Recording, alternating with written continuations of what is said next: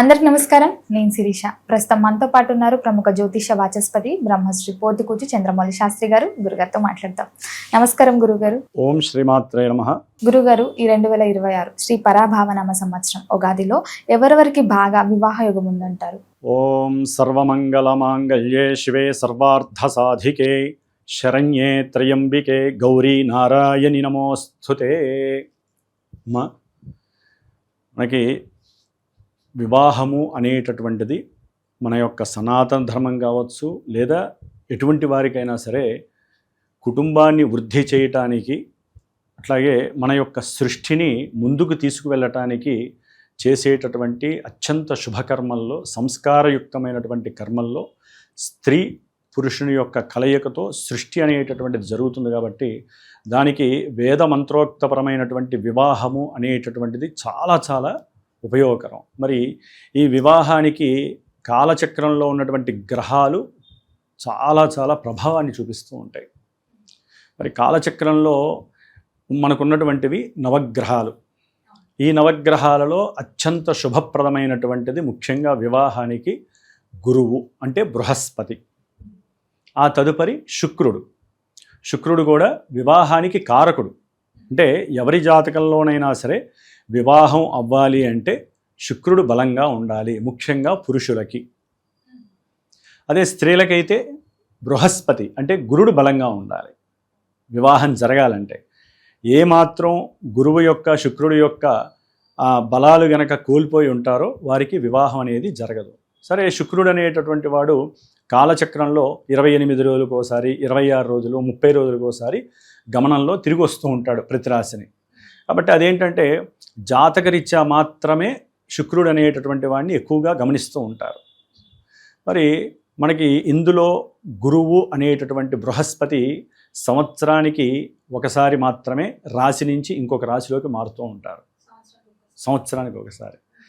మరి పరాభవనామ సంవత్సరంలో గురు మహాదేవుడు మిథున రాశిలో జూన్ 1వ తేదీ వరకు మిథున రాశిలో ఉంటాడు.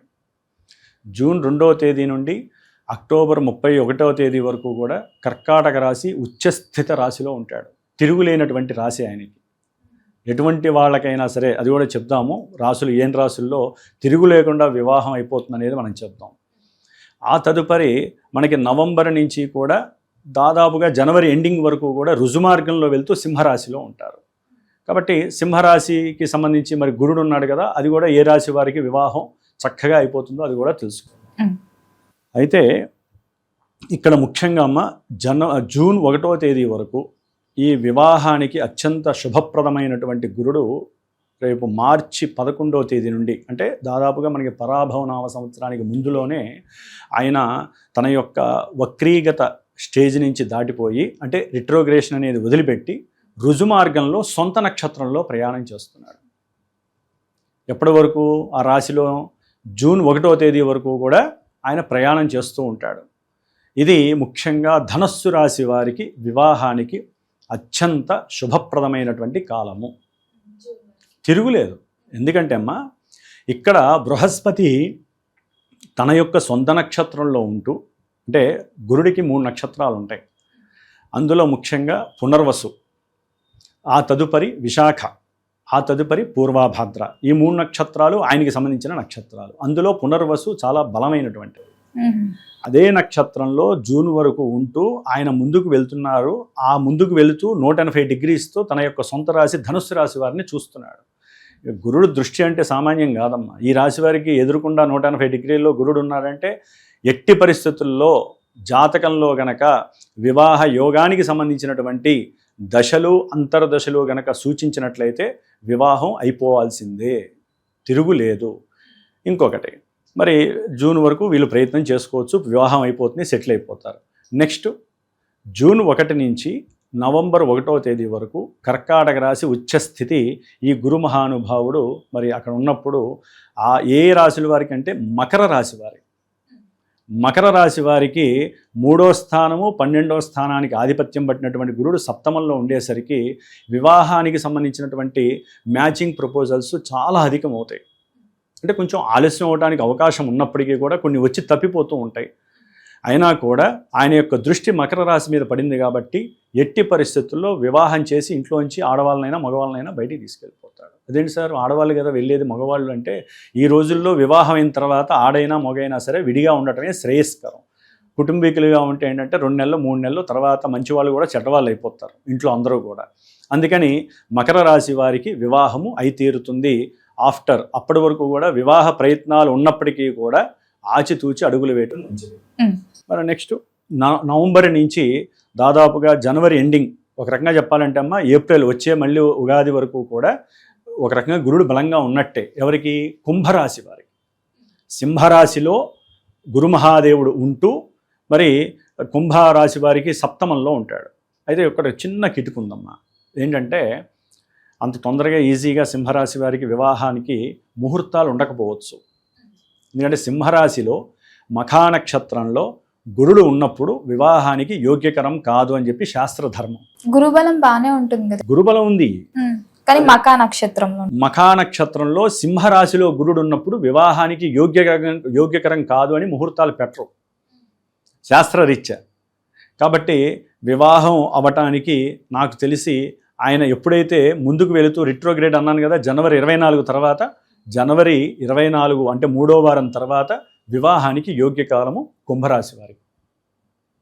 అప్పటి వరకు నవంబర్ తర్వాత పెళ్ళిళ్ళు అయిపోవచ్చు కదండి, సింహరాశికి అదే కుంభరాశికి బలంగా ఉంది కదా అంటే కారణం శాస్త్రం, ధర్మం ఒప్పుకోవట్లే. మరి ఏమన్నా ముహూర్తాలు ఉంటే వివాహం అయ్యే అవకాశాలు కూడా ఉండొచ్చు, దానికి తగ్గ పరిష్కారాలు చేసుకునే అవకాశము.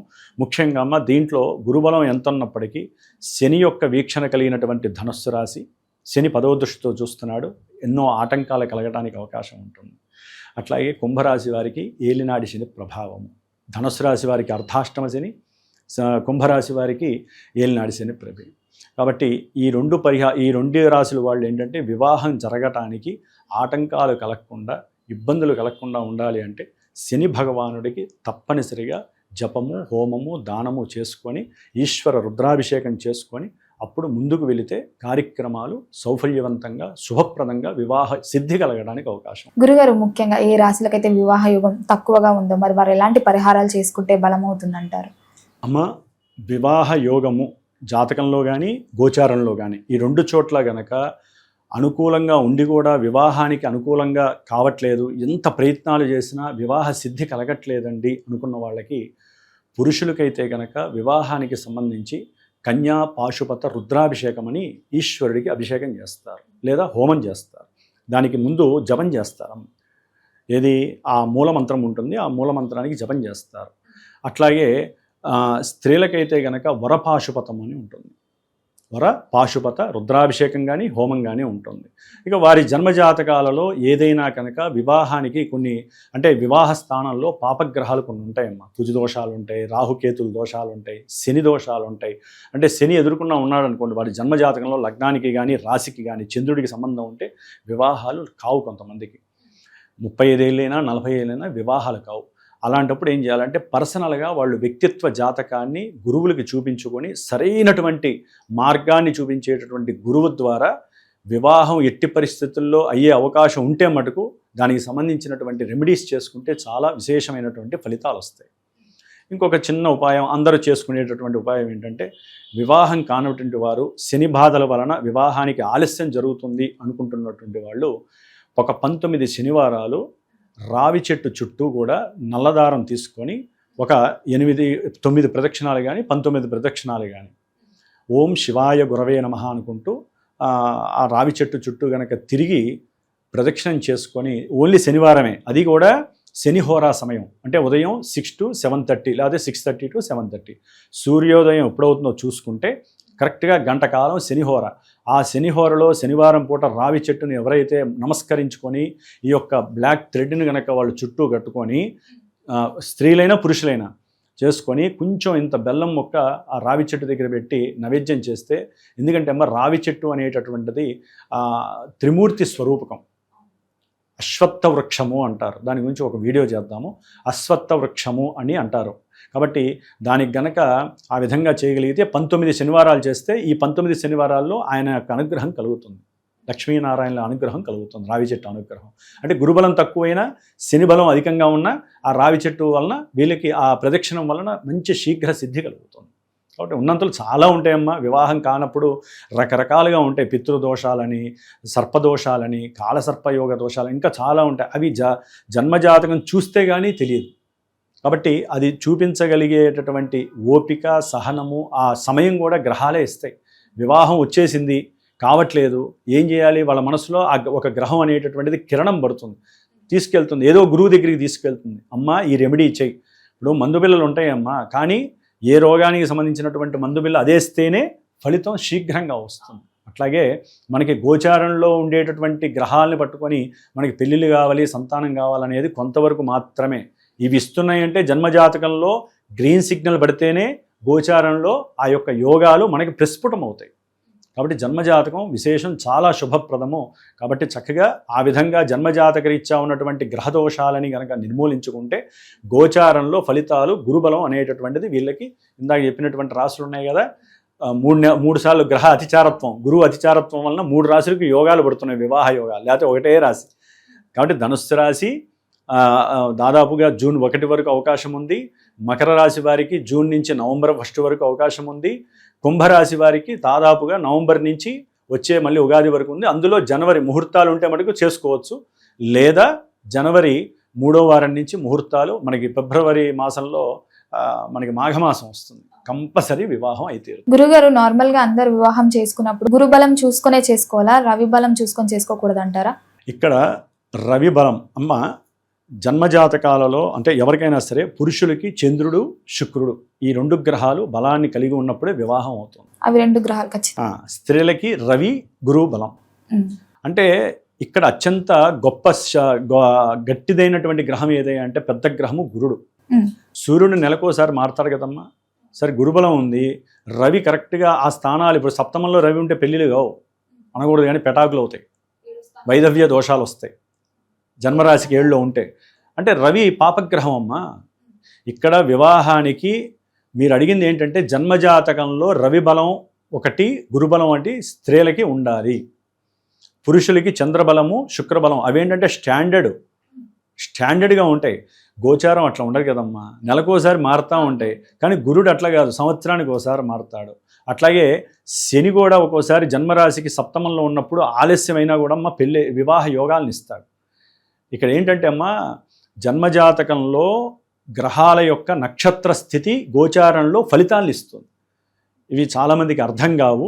ఓన్లీ మనం ఏంటంటే గోచారంలో ఈ గ్రహం మనల్ని చూస్తోంది, ఈ గ్రహం ఇక్కడ ఉంది కాబట్టి మనకి శుభప్రదం అని మాత్రమే ఆలోచిస్తారు. కాబట్టి నేను చెప్పినటువంటి రెమెడీస్ చేసుకోగలిగితే వారికి తప్పకుండా వివాహ సిద్ధి ఈ సంవత్సరంలో మళ్ళీ ఉగాది నాటికి శుభ పరిణామాలు వాళ్ళు అనుభవిస్తారు. గురుగారు, మొత్తం మీద మాకు తెలియని ఎన్నో మంచి విషయాలు తెలియజేసినందుకు ధన్యవాదాలు. శుభమస్తు.